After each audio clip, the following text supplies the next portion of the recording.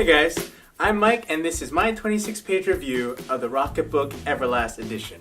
I first saw the Rocketbook on YouTube as a startup product. That was the microwavable version. This one is what I call the wet wipe version. Wet wipe version.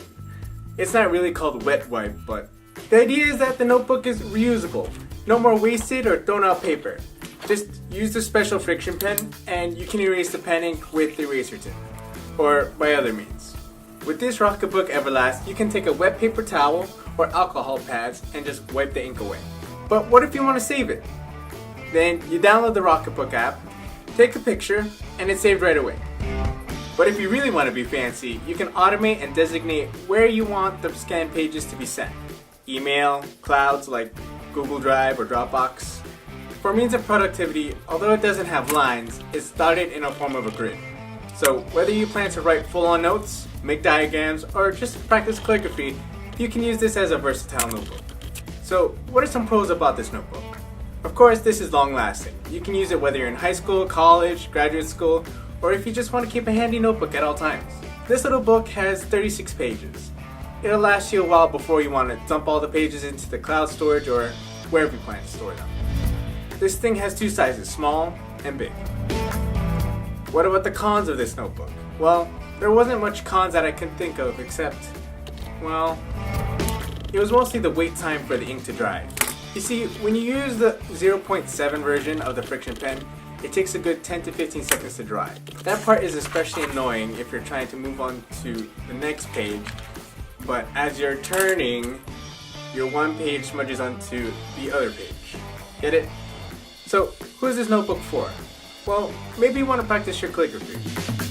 Maybe this is for that techie student who can't use their tablet or laptop in class. I mean, you can still handwrite and save your stuff in a virtual storage, if you need to look back at it. Probably don't. Maybe you just want to generally take notes on the go. Maybe you're part of that bullet journal movement, you know? You could start your very own with one of these actually. You just need to think of a workflow to make it work. You know, just use one of these notebooks as a bullet journal and then have another one for class. For me, I just use this for quick memos, lists, ideas, basically quick notes. When I want to save the pages, I just type them onto Google Docs and save in my Google Drive because it takes zero space. I can still interact with my notes, edit and rearrange. Basically, I just want to be able to edit on the go. Otherwise, I'll just snap a picture of what I write down and put it away in a folder somewhere. Some last things I want to say about this notebook. Well, when you scan your pages to your phone or tablet, you will notice that the dots are still there. It's not completely white paper or white background. And if you have color in it, the color does pick up. But I haven't actually tried it myself. I didn't go out of my way to buy colored ink. But color does show up. I've tried writing with normal pens, but it's just easier if you want to edit and erase if you just use a friction pen. And it's still acceptably clean.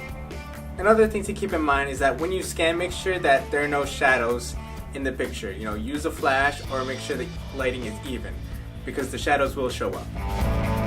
And the last thing is that just use 0.5 friction pens. They're faster to dry and easier to use. Just don't use the pen that comes with the notebook. Is this notebook worth it? I think so.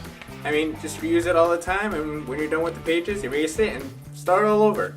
So, the only thing you really need to invest in is just the pens, whenever your pens die out.